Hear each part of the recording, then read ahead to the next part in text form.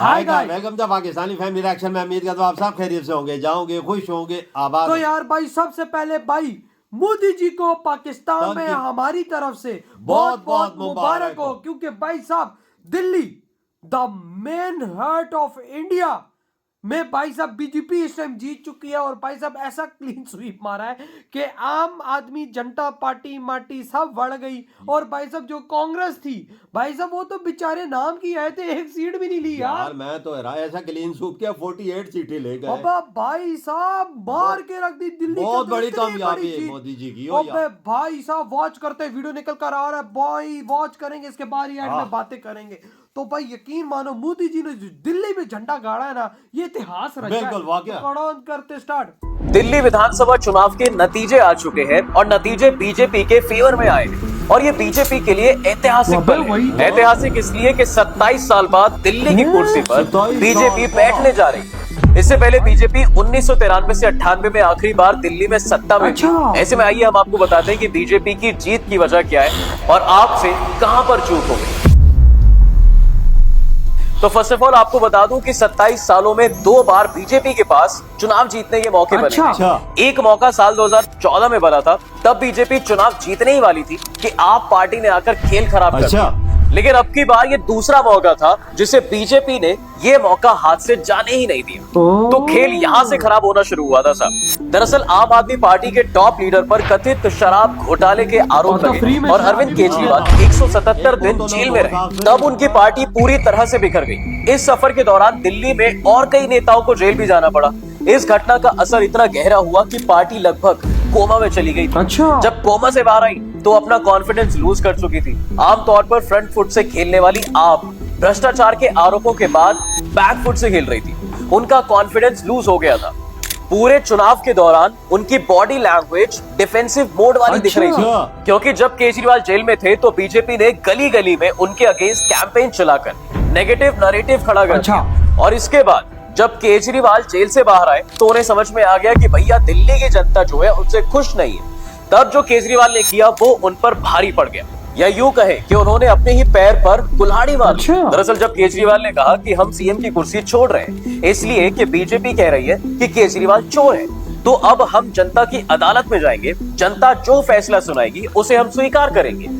अब जनता ने अपना फैसला सुना दिया, क्योंकि दिल्ली वासियों को लगा कि भाई अगर मान लीजिए शराब घोटाला नहीं हुआ है तो किसी के चोर कहने पर कुर्सी छोड़ने का क्या मतलब बनता है। लोगों को तो यही लगेगा ना कि दाल में कुछ तो काला है साहब। घोटाला नहीं भी हुआ तो लोगों को लगा कि हुआ है। जैसे 2014 में केजरीवाल को सीएम बनाने के लिए कांग्रेस का समर्थन चाहिए था, तो आम आदमी पार्टी दिल्ली में जगह जगह दरबार लगाकर लोगों से राय मांग रही थी कि क्या हमें कांग्रेस से अलायंस करना चाहिए। तब ज्यादातर लोगों ने हाँ में जवाब दिया था। लेकिन इस बार केजरीवाल ने सीएम पद छोड़ने के लिए जनता की राय ही नहीं मांगी। यहाँ से जनता का भरोसा केजरीवाल से उठना चालू हो गया।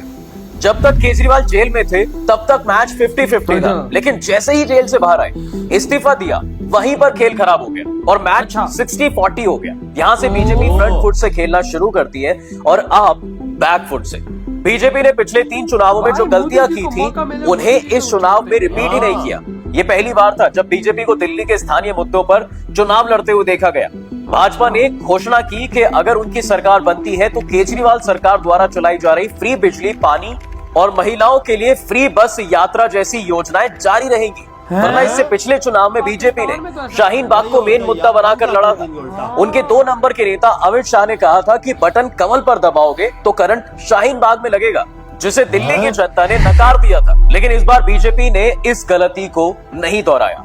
इस बार बीजेपी ने ऐसी कोई गलती नहीं की। उन्होंने देखा कि महिलाएं आम आदमी पार्टी के हार्डकोर वोटर हैं, क्योंकि सीएसडीएस के एक सर्वे में यह पता चला कि 2020 में 60% महिलाओं ने आम आदमी पार्टी को वोट दिया था, जबकि केवल 35% महिलाओं ने ही बीजेपी को वोट दिया। ये महिलाएं आपको इसलिए भी वोट करती हैं क्योंकि बसों में मुफ्त सफर करती हैं। बीजेपी ने इन्हें अपने फेवर में करने के लिए 2500 रुपए हर महीना देने का वादा कर दिया था। अब नतीजों को देखने के बाद ये साफ पता चलता है साहब कि महिला वोटर आम से बीजेपी पर शिफ्ट हो गई। इसके बाद बीजेपी ने शीश महल को लेकर केजरीवाल पर हमला बोला तो आम आदमी पार्टी नर्वस हो गई और अपना होश गवा बैठी। उसने डायरेक्ट पीएम मोदी पर हमला बोल दिया और बीजेपी तो यही चाहती थी। दरअसल शीश महल के जवाब में आपने ये कहा कि भाई पीएम मोदी का राजमहल भी दिखाओ। जो कि 2700 करोड़ के महल में रहते हैं, जहां 200 करोड़ का झूमर लगा हुआ है, 300 करोड़ का कालीन बिछाया हुआ है। इसके अलावा उनके पास 6700 जोड़ी जूते और 5000 सूट है। यहाँ आपसे भारी चूक हो गई, क्योंकि दिल्ली की जनता मोदी को फुल सपोर्ट करती है। तभी तो हर लोकसभा चुनाव में दिल्ली के सभी 7 सीटों को बीजेपी जीतती ही आई है। वहीं जब बीजेपी ने यमुना नदी की गंदगी को लेकर केजरीवाल को एक्सपोज किया, तो उन्हें खुद मीडिया में आकर जनता से माफी मांगनी पड़ी। साल 2020 में केजरीवाल ने यह कहा था कि 2025 तक यमुना साफ नहीं हुई तो दिल्ली वालों मुझे वोट मत देना। अब जब बीजेपी ने एक्सपोज किया तो उन्होंने माफी मांगते हुए यह कहा कि 2030 यमुना साफ कर दूंगा। ये कहते हुए केजरीवाल का बॉडी लैंग्वेज जंग में हारे हुए सैनिक की तरह लग रहा था। ओवरऑल इस पूरे चुनाव में आम आदमी पार्टी शीश महल और यमुना नदी में फंस कर रह गई। अब इसके बाद बीजेपी ने अपना गणित बिठा लिया कि आपके जो हार्डकोर वोटर्स हैं वो lower middle class, lower class और इससे हटकर एक और क्लास है जो दिल्ली की 1734 कच्ची कॉलोनियों में रहते हैं। यही वो वोटर्स हैं जो दिल्ली के 70 में से 35 सीटों का रिजल्ट तय करते हैं और इनको अपने पाले में सेट करना होगा। तब आम आदमी पार्टी ने बीजेपी का काम बहुत आसान कर दिया। दरअसल याद होगा आपको कि पिछली गर्मियों में दिल्ली की जनता भयानक जल संकट से जूझ रही थी। इन लोगों के पास ना तो नहाने के लिए पानी था और ना ही पीने के लिए। ये लगातार 2 महीने तक पानी की बूंद बूंद को तरसते रहे। ये वही लोअर क्लास और कच्ची कॉलोनियों में रहने वाले लोग। नतीजों से साफ झलकता है साहब कि इन्होंने कमल का ही बटन दबाया है। इस बार बीजेपी को जब जब मौका मिला बेसिक चीजों को चुनावी मुद्दा बनाया। इसका सबसे बड़ा एग्जाम्पल है साल 2015 में दिल्ली चुनाव से पहले आम आदमी पार्टी ने अपने घोषणा पत्र में 500 नए सरकारी स्कूल बनाने का वादा किया था। अरविंद केजरीवाल को 2015 में जब सत्ता मिली थी तब दिल्ली में 1007 सरकारी स्कूल थे। अब दिल्ली सरकार की ऑफिशियल वेबसाइट देख लो तो ये संख्या 1082 तक ही पहुंच पाई है। यानी 10 साल के कार्यकाल में सिर्फ 75 नए स्कूल बने और बात 500 स्कूल की हुई थी। ऐसे ही साल 2015 में आम आदमी पार्टी ने 1000 मोहल्ला क्लिनिक बनाने का वादा किया था, जो कि 10 साल बीत जाने के बाद 548 क्लिनिक बने और इनमें से कई ऐसे मोहल्ला क्लिनिक हैं जो भगवान भरोसे चल रहे हैं। पिछले दिनों तो मोहल्ला क्लिनिक का मामला सीबीआई तक पहुंच गया था। ये बात सही है कि दिल्ली में जो भी गवर्नमेंट स्कूल बने हैं वो वर्ल्ड क्लास के बने, लेकिन दिल्ली को जितने स्कूल की जरूरत है उसमें वो बहुत पीछे है। इसलिए दिल्ली के स्कूल्स को 2 शिफ्ट में चलाया जाता है। इसके अलावा दिल्ली में 13% मुस्लिम आबादी है और ये 2020 तक आपको वोट देती आई। इस बार 3 टुकड़ों में बढ़ गई, यानी कांग्रेस, ओवैसी वाली AIMIM और आप। वहीं लगभग 17% दलित वोटर्स हैं और CSDS की एक रिपोर्ट कहती है कि 2020 में इनमें से 69% ने आम आदमी पार्टी को वोट दिया। और इस बार के नतीजे बताते हैं कि इन वोटर्स ने बीजेपी को वोट किया है। ये कच्ची कॉलोनी वाले लोग हैं जो अब तक पानी और गंदगी की मार झेलते आ रहे थे। पूर्वांचली वोटर दिल्ली के चुनाव में हमेशा की रोल प्ले करते हैं। इसके पीछे का कारण है कि लगभग दिल्ली की आबादी 2 करोड़ 25 लाख है, तो इसमें पूर्वांचल की आबादी तकरीबन 1 करोड़ आकी जाती है और इन 1 करोड़ में से 50 लाख लोगों का नाम वोटर लिस्ट में शामिल है। 2020 तक ये वोटर केजरीवाल पर जान लुटाते थे, लेकिन नतीजे बता रहे हैं साहब कि इन्होंने भी कमल पर बटन दबाया है। लेकिन सवाल यहाँ पर ये भी बनता है कि हार्डकोर वोटर को बीजेपी ने अपने पाले में कैसे कर लिया? तो इसका सीधा जवाब है माइक्रो मैनेजमेंट। अब ये क्या होता है माइक्रो मैनेजमेंट? दरअसल ये बीजेपी का चुनावी कैंपेन का एक पार्ट है।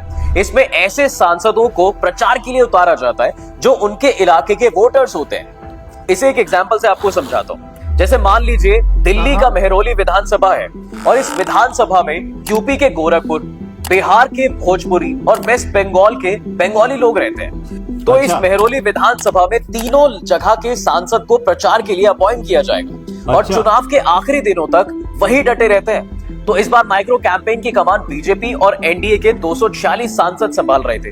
अगर दिल्ली के 70 सीटों से डिवाइड किया जाए तो ये एक सीट पर 3 सांसदों को ड्यूटी पर लगाया गया। तो ये माइक्रो कैंपेन बीजेपी के लिए कारगर साबित हुआ। अब हर बार बीजेपी पर इल्जाम लगता रहा है कि वो मिडिल क्लास के लिए कुछ नहीं करती और ओपोजिशन का आरोप लगातार रहा है कि सिर्फ बिजनेसमैन के लिए ये काम करती है। लेकिन इस बार के आम बजट से बीजेपी ने मिडिल क्लास को भी खुश करने की कोशिश की है, जिसका असर दिल्ली चुनाव में साफ देखने को मिला है। आमतौर पर इन्हें आम आदमी पार्टी का वोटर माना जाता रहा है, लेकिन इस बार 12 लाख तक की आमदनी को टैक्स फ्री करके मिडिल क्लास को अपने पाले में इन्होंने कर दिया। आम आदमी पार्टी के चुनाव हारने का एक और एग्जाम्पल वैसे दिखाई दिया जब वोटिंग से ठीक पहले आम आदमी पार्टी के 8 विधायकों ने पार्टी छोड़ दी। ये सारे विधायक बीजेपी में शामिल हो गए। ऐसा नजारा साल 2020 में मध्य प्रदेश के चुनाव में देखने को मिला था। तब कांग्रेस सत्ता में आई थी और बीजेपी विपक्ष में थी। तब उस समय भी कांग्रेस के कई विधायकों ने पार्टी छोड़ी और बीजेपी में शामिल हो गई। तब उस चुनाव में भी बीजेपी को जीत मिली थी। इस बार दिल्ली में इस्तीफा देने वालों में महरौली के विधायक नरेश यादव, त्रिलोकपुरी के रोहित कुमार, जनकपुरी के राजेश ऋषि, कस्तूरबा नगर के मदन लाल, आदर्श नगर के पवन शर्मा, बिजवासन के भूपेंद्र सिंह जून और पालन की भावना गौड़ शामिल है। अब ऐसे में आपको क्या लगता है, आप ये चुनाव क्यों हार गई? कमेंट में जरूर बताइए। हुई है वीडियो खत्म। भाई साहब अंदाजा लगाओ कि भाई भारतीय जनता पार्टी ने फिर से झंडे गाड़े दिल्ली में 27 साल के बाद और भाई क्लीन स्वीप किया। यार गरीबों का, वो कहते हैं ना भारत में गरीबों का एक ही सहारा बीजेपी, बीजेपी ये नारा लगता है भारत में, तो वाकया में गरीबों का एक ही सहारा है, वो है मोदी जी। यार वजह मोदी जी जो गारंटी देती थी, जो वादा करता वो पूरा करता, और गरीबों यार का भाई साथ ही उधर मोदी जी। स्कूल नहीं है इतने ज्यादा। भाई मोदी जी ने बोला हम स्कूल बनाएंगे, मोदी जी ने बोला महिलाओं को 25-2500 रुपया मंथली देंगे, भाई गरीबों को पक्के घर बना के देंगे, और दिए भी है ओ यार वो तो है ना। लेकिन भाई अब दिल्ली के लोगों की बारी है। भारत का लोग चमका, लेकिन अब दिल्ली का लोग भी चमकेगा, क्योंकि वहां पर अब आ चुके हैं मोदी जी। और देखो वहां पे मोदी जी का करते हैं। मोदी जी ने बोला कि जो वहां पे सुविधाएं चल रही हैं वो मिलती रही। बिल्कुल, देख यार खत्म नहीं की उन्होंने। देख पाकिस्तान में ऐसी कोई बकचोदी होती है तो भाई सबसे पहले जो सुविधाएं मेरी होती हैं उसको भाई सब खत्म कर देते और अपनी शुरू कर देते। अपनी भी क्या शुरू करते, कौन सा हमें पाकिस्तान में झोलियां भर भर के पैसा यार दे ऐसे इधर तो भाई साहब उल्टा हमें नंगा, उल्टा क्या हमें उल्टा हमारे कपड़े उतार के ले जाते हैं। ये बात सही सुविधाओं बोली के है। नाम पे तो कौन सी सुविधा पाकिस्तान में आपको मिल रही है? किस चीज की सुविधा है? इधर कुछ भी नहीं है वजह। हम लोगों को नंगा करने के अलावा और सुविधा उन्होंने हमें कोई नहीं दी। और भाई उधर भारत की तरफ देखो, आज भारतीय जनता पार्टी 48 सीटें, 47 से 48 सीटें लेकर वो ऑन द टॉप आ चुकी है। और भाई दिल्ली के अंदर अपनी सरकार मोदी जी बना रहे हैं। और कांग्रेस ने एक भी नहीं ली, कांग्रेस ने एक भी नहीं ली। मैं तो कांग्रेस वालों पे हैरान हूं। चलो वो क्या करते? आपने फिर ले ली भाई साहब 22-23 सीटें ले ली, इन्होंने एक भी नहीं ली। एक भी नहीं हो यार। कोई काम करते तो लेते ना। कांग्रेस वालों ने जितना भाई साहब उधर प्रमोट किया, मैंने कांग्रेस का वीडियो देखा था अपना यूट्यूब पे ना। अपना राहुल गांधी है वो यमुना रिवर पे खड़ा हुआ कहता है कि भाई साहब आपने ये बोला था, वो बोलता यमुना साफ नहीं बेटा, आपने अच्छा किया वीडियो प्रमोट किया, बीजेपी को ही वोट तो भाई यार सारे लोगों ने कमल के फूल पे मारा है वजह मोर। और आज पूरे भारत में जश्न। बिल्कुल, और मोदी जी डिलीवर भी करेंगे दिल्ली को। सही कहा। तो यार आपकी क्या थॉट है जो इतनी बड़ी जीत भारतीय जनता पार्टी की हुई है? बहुत बड़ी जीत। करते तो बाय।